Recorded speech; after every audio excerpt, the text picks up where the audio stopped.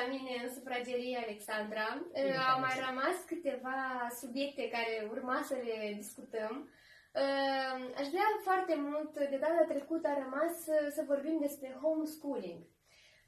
Știu că copiii tăi fac școala de acasă și vreau să te întreb, ce presupune asta? Homeschooling este un stil de viață, nu este doar o alternativă a educației publice. Da? Deci este un stil de viață, nu... ok, vreau să fac homeschooling de mâine, ce presupune, că sunt foarte multe întrebări, sunt pe grupuri și lumea mă întreabă foarte mult despre asta. Ce presupune homeschooling-ul? Păi, nu e ca și cum te trezești la 8 dimineața, te pui, înveți, da? Este un stil de viață. Da, este un stil de viață. Trebuie să ajungi la momentul în care copilul tău să lucreze singur, pe ceea ce îi place lui. Dar e foarte multă muncă, este. Atât de solicitant pentru tine ca mamă să stai zi de zi cu ei acasă, adică practic n-ai niciun pic de pauză, adică teme, trebuie să-i scoți afară, la plimbare. Stai să spun, deci la homeschooling sunt mai multe modalități. Eu fac unschooling, adică eu nu urmăresc o program anume. Nu îi am băgați la niște cursuri online, pentru că acolo e fix ca la școala online, știi cum a fost în pandemie, da? Da. Poți face așa, cu profesor, cu lecții, pentru... Nu, eu nu am ales asta, pentru că mie nu-mi place programa, cel puțin din România, în niciun caz, ceea ce se învață. Și este un calup așa, toți trebuie să învățăm același lucru.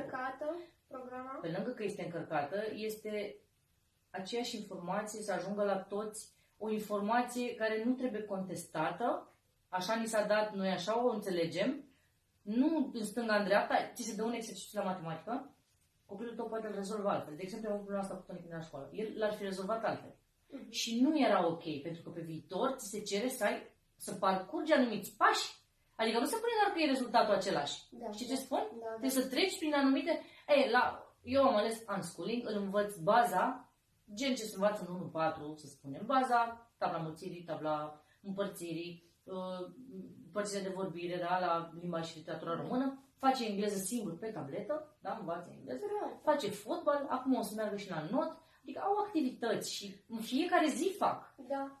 Păi asta vreau să te întreb, fiindcă mulți probabil te vor judeca și te vor critica spunând că nu e normal să nu duci copilul la școală, fiindcă nu are socializare. Asta vreau să te întreb, în afară că tu faci lecții cu ei și te ocupi cu teme și așa, îi duci la alte activități, socializează cu alți copii, deci, au prieteni. Da, dacă lumea mă cunoaște, nici la grădiniță nu i-am dus. Deci copiii mei nu au parte de socializarea asta în masă sau pe calup sau de, da?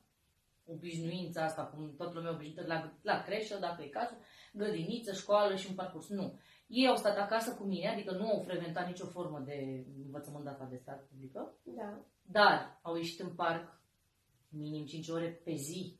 Da? În parc întâlnesc alți copii.